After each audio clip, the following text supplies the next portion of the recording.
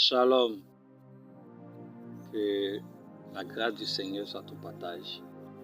Ce matin, j'ai à cœur de te partager une pensée de l'esprit, mais avant, écoute ceci. Un homme avait deux amis, et l'un de ses amis s'appelait « Si je savais » et l'autre « J'ai bien fait ». Et lorsque cet homme est avec « Si je savais » et qu'une situation l'arrive, il dit « J'ai bien fait ». Et lorsqu'il est avec « J'ai bien fait » et qu'une situation se présente, il dit « Si je savais ». Et donc, les amis ont constaté que lorsqu'il était avec l'un, il citait le nom de l'autre. Et lorsqu'il était avec l'autre, il citait le nom de l'autre. Et donc, ils l'ont mis face à cette situation et ils ont demandé à ce qu'il fasse le choix de qui avec qui il veut marcher. De celui avec qui il veut marcher. Et donc, lui, il a dit non, vous êtes tous deux mes amis. Ils disent non, il faut que tu fasses un choix. Car lorsque tu es avec l'un, tu dis le nom de l'autre. Lorsque tu es avec l'autre, tu dis le nom de l'autre. Et donc, nous, ça ne nous arrange pas. Fais le choix et choisis avec qui tu décides de marcher désormais. Cet homme était embarrassé. Il ne savait pas qui choisir parce que les deux, il les voulait pour amis. Il fallait qu'il fasse un choix. Car dans la vie de tout homme, il arrive des moments où il faut faire un choix. Le choix se présente à toi, que tu le veuilles ou que tu ne le veux pas, cela se présente à toi. De même, pendant que tu es encore vivant, il y a un choix que tu dois faire concernant ton éternité. Car cela va se présenter à toi, peu importe.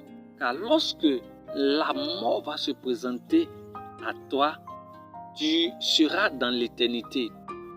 Et il te faudra choisir pendant qu'il y a encore dans tes poumons de l'air et que tu respires et que tu te réveilles matin et tu te couches et tu te réveilles.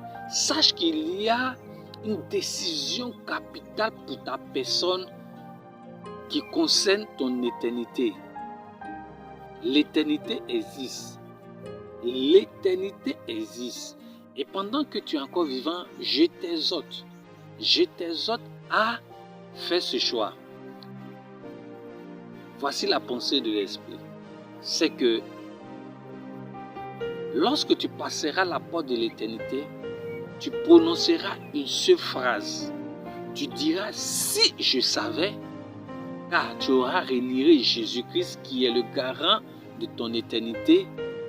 Ou soit tu diras « J'ai bien fait », car tu auras pris la bonne décision d'accepter Jésus-Christ comme Seigneur et Sauveur de ta vie et il aura garanti ton éternité.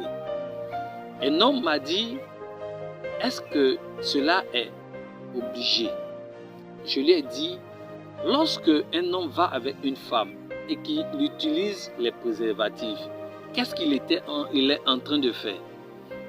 Il me répond qu'il est en train de se préserver afin de ne pas être infecté.